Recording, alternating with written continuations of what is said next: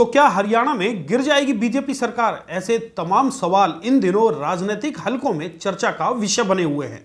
राज्य के परिवहन और बिजली मंत्री अनिल विज की नाराजगी और उन्हें प्रदेश भाजपा द्वारा जारी कारण बताओ नोटिस के बाद से यह चर्चा गर्म है। खबर तो यह भी है कि कहीं ना कहीं भाजपा के करीब करीब 10 विधायक असंतोष में हैं।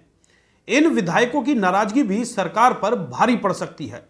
हालांकि यह भी देखना होगा कि अनिल विज प्रकरण में बीजेपी हाईकमान का अब क्या रुख रहता है। इसके बाद ही नायब सरकार का भविष्य तय होगा। दोस्तों नमस्कार, मैं हूं संजय कपूर और आप देख रहे हैं सिटी मेल न्यूज। आपको याद होगा कि हाल ही में अनिल विज ने राज्य सरकार के प्रति अपनी नाराजगी सार्वजनिक रूप से जाहिर की। विज ने न केवल मुख्यमंत्री नायब सैनी पर सीधा हमला बोला, बल्कि हरियाणा भाजपा के अध्यक्ष मोहनलाल बड़ौली से भी इस्तीफा मांग लिया। अनिल विज की नाराजगी का असली कारण है उन अधिकारियों और भाजपा नेताओं के खिलाफ कार्रवाई ना होना जिन पर विज ने उन्हें हराने, उनकी हत्या की साजिश करने और चुनाव के दौरान हंगामा करने का षड्यंत्र रचा था। अनिल विज ने सीधे तौर पर कहा कि उन्होंने इसकी जानकारी चुनाव के तुरंत बाद मुख्यमंत्री को दी, परंतु ना तो आरोपी अधिकारियों पर कार्रवाई की गई और ना ही भाजपा के खिलाफ षड्यंत्र रचने वालों को पार्टी से बाहर किया गया। और तो और मंत्री होने के नाते उनके द्वारा जारी होने वाले आदेशों को भी रद्दी की टोकरी में डाल दिया जाता रहा। मुख्यमंत्री द्वारा इग्नोर करने के बाद ही उनके अंदर का गुस्सा बाहर आया। अब अनिल विज ने न केवल मुख्यमंत्री पर आरोप लगाए, बल्कि भाजपा प्रदेश अध्यक्ष मोहनलाल बड़ौली से भी रिजाइन मांग लिया। इसके जवाब में बीजेपी हाईकमान के आदेश पर अनिल विज को कारण बताओ नोटिस जारी कर दिया गया और बाकायदा वो मीडिया में भी लीक हो गया।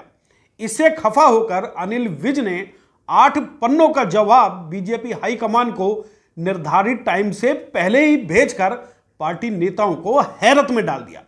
अनिल विज ने बहादुरी भरे अंदाज में कहा कि इसके अलावा उनसे यदि और कोई भी जवाब चाहिए तो वो भी उनके पास है।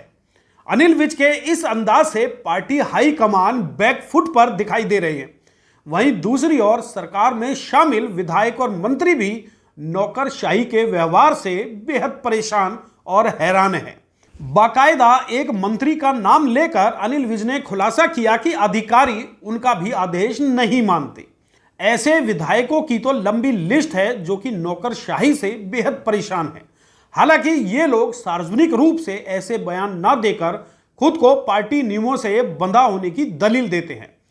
फिलहाल ये चर्चा पूरे शबाब पर है कि कहीं ना कहीं हरियाणा की नायब सैनी सरकार खतरे में है। आपको बता दें कि इस समय भाजपा के पास अपने 48 विधायक हैं और 3 निर्दलीय विधायकों का उन्हें समर्थन हासिल है। वहीं कांग्रेस के पास अपने 37 विधायक हैं, यानी कि हरियाणा विधानसभा में बहुमत से 9 विधायक कम। यदि ऐसे में भाजपा के 10 विधायकों ने विद्रोह किया और कांग्रेस से मिले तो हरियाणा की राजनीति में बड़ा विस्फोट हो सकता है। हालांकि यह तो आने वाला समय ही बताएगा कि आखिर राजनीति का ऊंट किस करवट बैठता है।